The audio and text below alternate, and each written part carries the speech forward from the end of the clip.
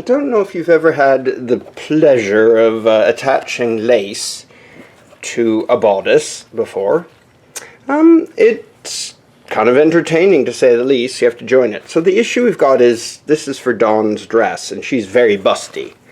So there are two darts here, and it is possible to sort of put darts in the lace, but the normal way that I was shown was to cut the motif out and then stitch it on so you can't tell where it's been done. So it looks as if it's all one piece, but the reality is you stitch it on. So what I've been doing is I have achieved this around the dart. So that is already attached, and you can't really tell that I've snipped off the pattern and I've attached it.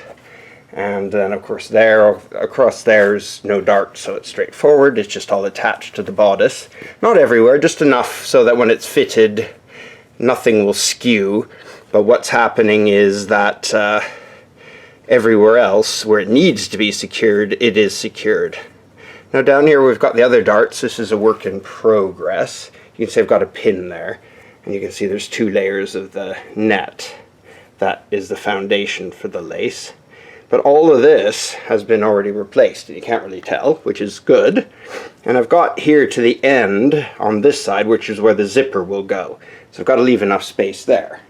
On this side over here is where we've got to continue on. So what you can see is I have the end of the lace motif there, and I've got to add in the rest, which ultimately you'd think, I could probably do a snip and move it around there. And as long as I can get the lace to not be obviously missing, the pattern matching and stuff.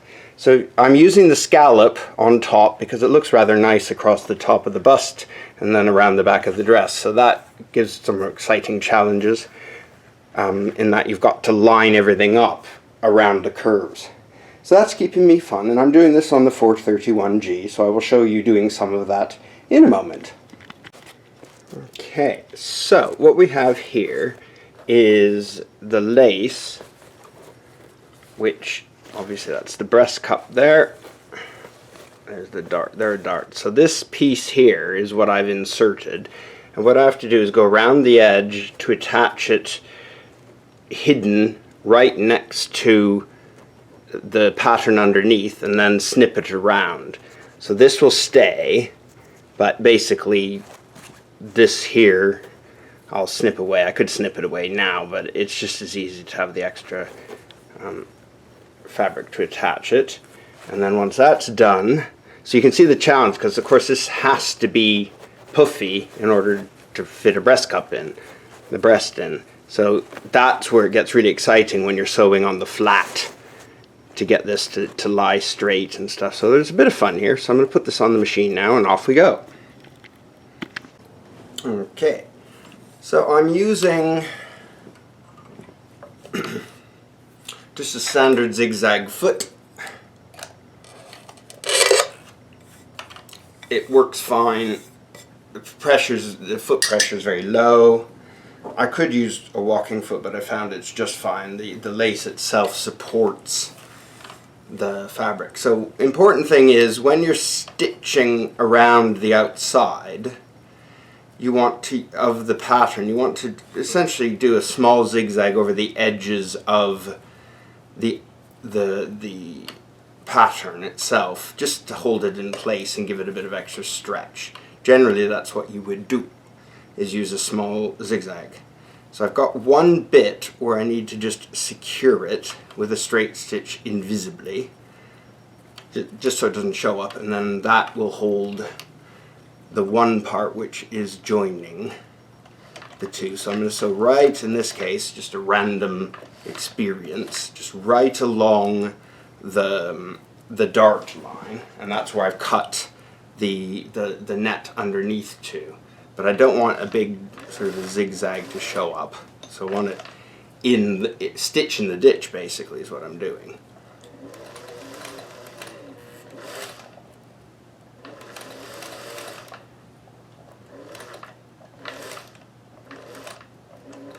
And what I can do from once I've sewn that, obviously I'll trim it right to the edge, and no one will be any the wiser that I've stitched two pieces of lace together there and sewn in the ditch. Just won't show up at all.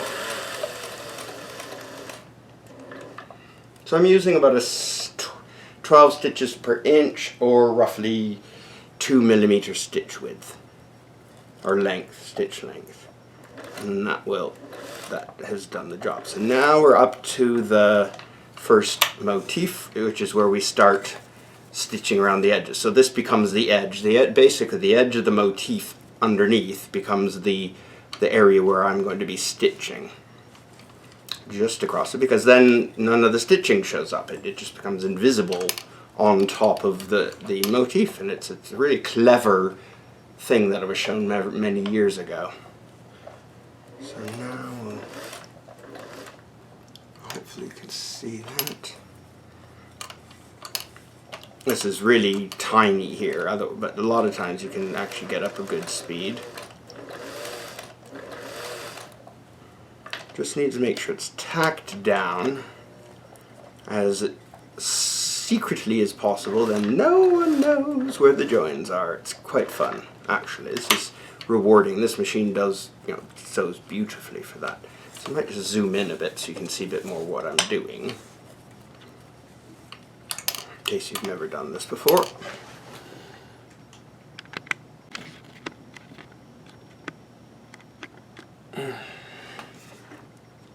Okay, so here we go. So we're going to sew around this little flower here.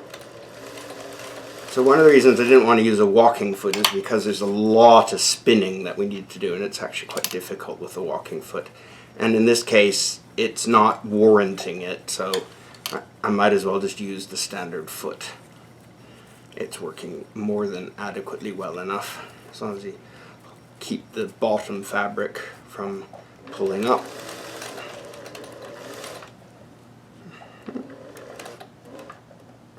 Good.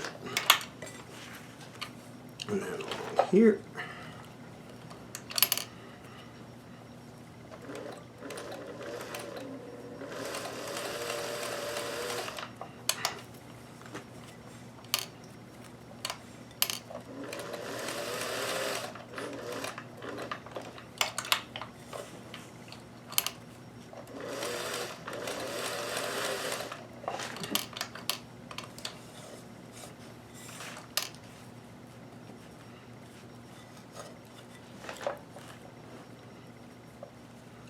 So now we need to do a little subtle hold this. Where's my stiletto? Now one thing about lace is you have to be really careful, if you need a stiletto, not to poke through or damage any of the netting underneath, because then you'll end up with a real mess, like holes and puckers and all sorts of yicky stuff. Okay, now we're actually coming up to the lace on top. Up to now we've just been sewing essentially through the netting onto the pattern below, but now this time, because we're right at the seam allowance, so what we're going to do is just zip across and grab that one little leaf which is inside the seam allowance, because we don't want to obviously have the lace sewn down in the seam. That won't look very good. And we're down here. So this part's pretty quick, as you can see.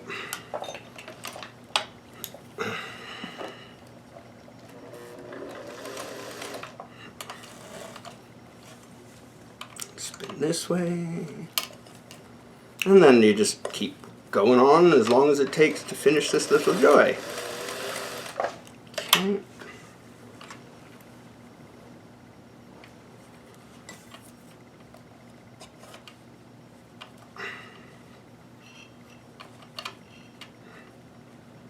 Okay. Now this is going to have to go back straight stitch for a moment, because we have to go parallel with the switch the pins around with the seam allowance here underneath. Tack that down and just sew across until we get to the leaf, and it won't show up really at all. Okay. Okay, now we'll spin back and we'll go uphill. But basically you just keep going around for hours and hours and hours, as long as it takes to do all of this, and in the end you have one invisible bit of lace. Now in this case, if it's held underneath, I don't have to sew those flowers down. I can actually just let the lace them sit, because they'll pull in tight on top of the bodice. That is a choice you can make, but because it's absolutely parallel with the seam allowance, there's no need to do that. So I'm just going to keep going across, because I think that just speeds things up. It's not absolutely required in this case. It'll hold just fine without any problemos. So what is going to happen in the end of this is I'm going to put the lace down. So it's an empire, and this is the bodice, empire dress, and then this is going to go down onto the part underneath, so the actual skirt part itself, which is fun. So it just sort of gives that little bit extra detail, exciting detail, which looks rather splendid. You can imagine just this little bit of motif sort of skidding down like a waterfall onto the front of the dress below. Now it's all the way across. Make sure there are no puckers. Don't want any puckers. And then we go. So we're hitting the next dart here, the bust dart, and then right off the seam allowance. And then in this case we need to go around the pattern underneath again, because we don't care about the pattern on top. It's the pattern underneath which is the important bit, because that's the only thing from this bit on top that we're keeping. It's just this one motif. Everything else will get trimmed off. So what I need to do is make sure that I've tacked this down invisibly to the underneath, so that when I lift the netting, there's nothing, there are no gaps in the netting. That's the only part which we have to be really careful of here.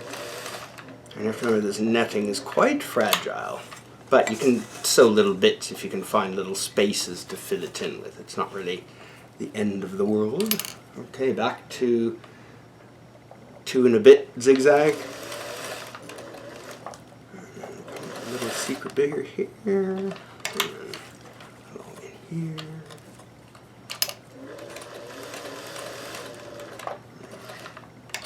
Almost there.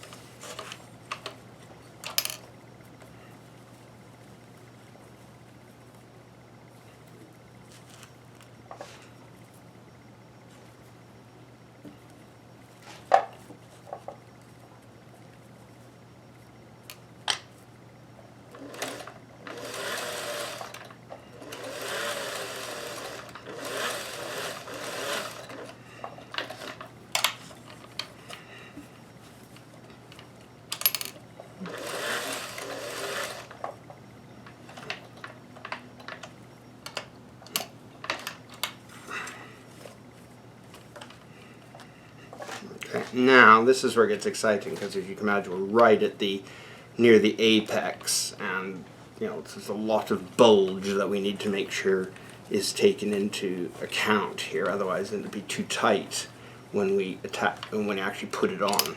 So I've stretched it out so that the lace sits on smoothly over the bust dart. Okay.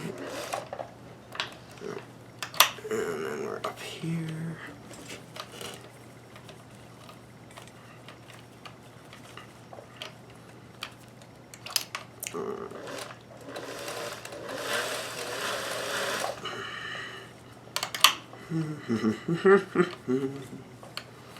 Okay.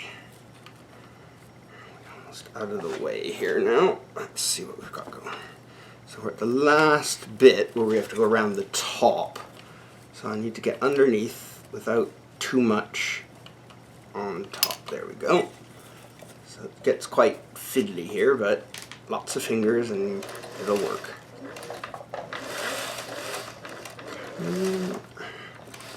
Perfect. And then off we go here. almost right back to the beginning now. And see, that's the start of the stitch. So to set it to sew in the same place, no remove, set the feed to 0 just so it locks the stitches in place, and done. And that's done now. So it's just a matter of trimming off the lace that is not needed, and it'll be done. And obviously validating that there's nothing missed and no catches or anything underneath. So it can be quite fiddly. Alrighty, well I hope you enjoyed that. Bye for now.